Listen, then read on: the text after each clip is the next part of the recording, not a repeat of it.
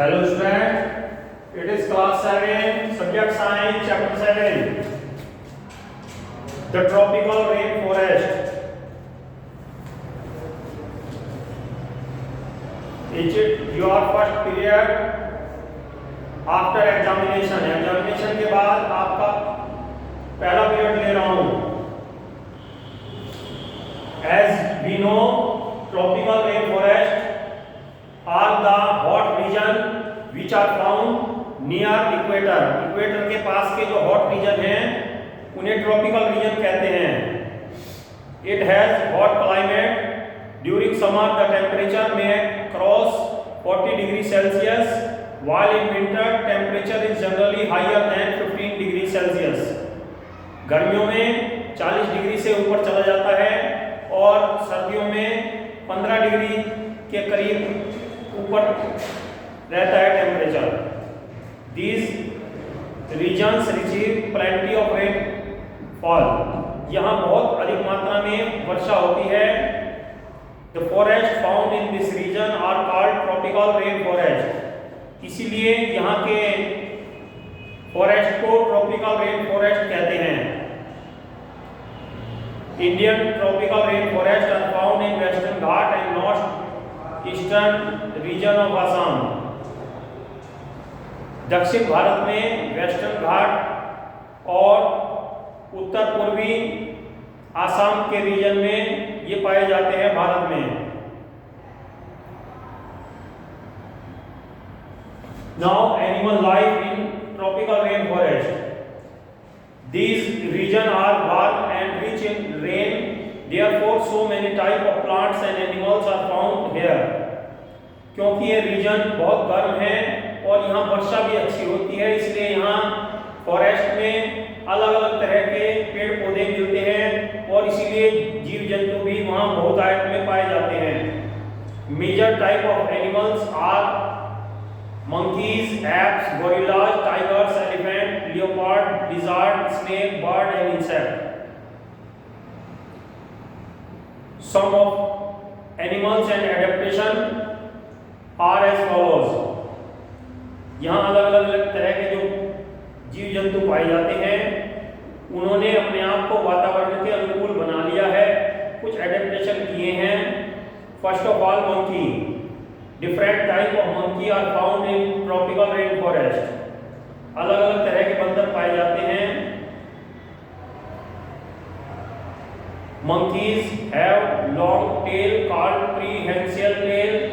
It allows them to grab the branches of tree and make the hands free to handle other things. उन्होंने अपने पूंछ को लंबा कर लिया है और बंदरों की पूंछ लंबी होती है जिससे उन्हें सहायता मिलती है कि वे शाखा पर पूंछ लपेटकर अपने हाथ को फ्री कर सकते हैं और उनसे और चीजें पकड़ सकते हैं या अपना भोजन इकट्ठा कर सकते हैं.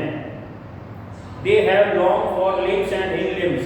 उनके आगे और पीछे के पैर और हाथ लंबे होते हैं जिससे कि वे एक पेड़ से दूसरे पेड़ तक लटक सकें. Beard ape, दाढ़ी वाला लंगूर. They live in rainforest of Western Ghat. ये दक्षिण भारत में मिलते हैं. They spend most of their life on tree tops where they found enough food and safety for predators. ये अधिकतर अपना समय ऊपर पेड़ पर ही बिताते हैं. पेड़ों से इन्हें पर्याप्त भोजन मिल जाता है और ये वहाँ शिकारियों से भी बचे रहते हैं. They are omnivorous and eat fruit, nuts, seeds, leaves and insects. ये सभी कुछ खा सकते हैं. पेड़ पौधों के फल, बीज, पत्तियां और कीड़े मकोड़े. They like to live in groups. Way group में रहना पसंद करते हैं जिससे कि उन्हें खतरे से बचा जा सके. उन्हें पेड़ पौधों पर ही पर्याप्त भोजन मिल जाता है जिससे कि उन्हें नीचे आने की जरूरत नहीं पड़ती. Elephant are well known animal of Indian tropical rain forest. Bharat में गर्म क्षेत्रों में पाए जाने वाला सबसे बड़ा जंतु है elephants from deep family bound and live in group of related females. हाथी एक परिवार में समूह में रहने वाला जंतु है और ये अपनी पूरी फैमिली के साथ फीमेल्स और बच्चों वगैरह के साथ एक ग्रुप में रहते हैं। दे हैव लार्ज ईयर्स, इनके बड़े कान हैं, which it flaps to create a cooling effect, जिससे ये हिलाकर ठंडक का अनुभव करते हैं। And they can also hear soft voice, और ये हल्की सी आवाज को भी सुन सकते हैं।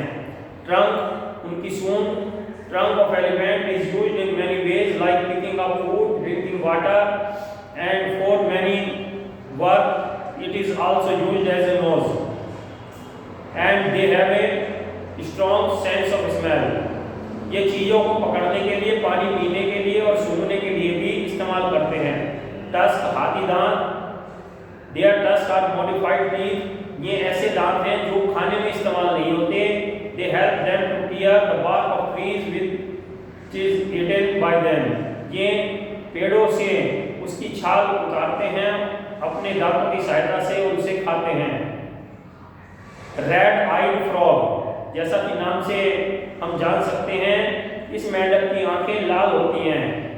They live on tree tops, branches and leaves, ये पेड़ों की पत्तियों, शाखाओं, टहनियों पर रहते हैं। They have huge red eyes, इनकी बड़ी लाल चमकदार आंखें होती हैं जिससे कि ये अपने शिकारियों से बचे रहते हैं।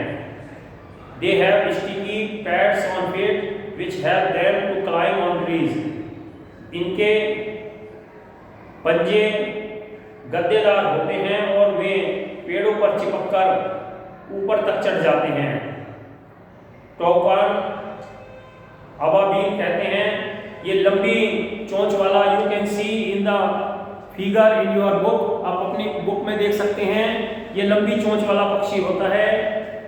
It has long and large beak, इसकी लंबी और बड़ी चोंच होती है।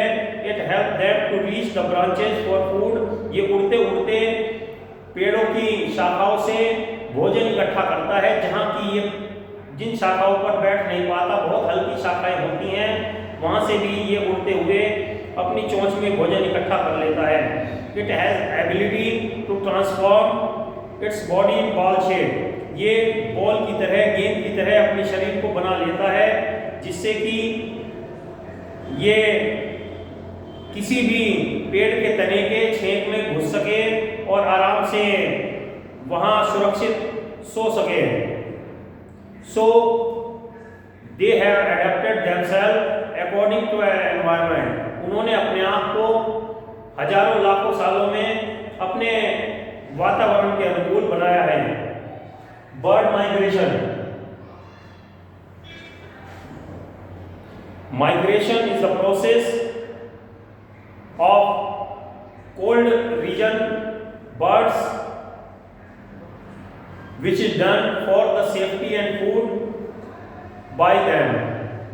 ठंडे प्रदेशों में जब सर्दी का मौसम होता है तो चारों तरफ बर्फ ही बर्फ होती है, उस समय खाने पीने के लिए कुछ नहीं होता, और अपनी सुरक्षा के लिए और अपने भोजन के लिए पक्षी एक देश से दूसरे देशों में, जैसे कि रूस में साइबेरिया से भारत और अन्य गर्म देशों में आते हैं, जिससे कि ये अपने बच्चों को जन्म दे सकें और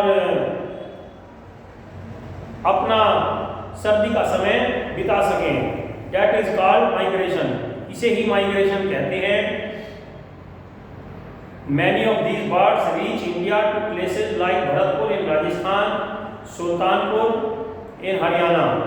हमारे राजस्थान के भरतपुर में और हरियाणा के सुल्तानपुर में बहुत से पक्षी आते हैं। वहाँ बर्ड सेंचुरी हैं जहाँ सैकड़ों हजारों प्रकार के पक्षी आते हैं और पर्यटक उन्हें देखने के लिए दूर दूर से पहुँचते हैं। These birds can remember their location, route and orientation of sun during day and that of star at night। वे अपनी स्थिति को समझकर, अपने रास्ते को जानकर दिन रात चलते हैं। कहीं कहीं हफ्ते तक चलकर रूस से, साइबेरिया से उड़कर यहाँ भारत तक पहुँचते हैं और अपना सभी रास्ता ध्यान रखते हैं। अपने अग्रिम पक्षियों के साथ जो पहले भी आ चुके होते हैं, तो हर बार याद रखते हैं अपना रास्ता और उसी अनुसार वे जाते हैं। So this chapter is completed. ये चैप्टर कंप्लीट हो चुका है। We have done work for it. हम इसके लिए वर्क भी कर चुके हैं। Read it carefully. इसे ध्यान से पढ़िए और अपनी स्टडी में लगिए, because your time is very precious. बहुत कीमती समय है। ध्यान से तैयारी करिए और अगली परीक्षा के लिए और अच्छा नंबर लाने की कोशिश करिए। Okay, thank you, have a nice day, good day.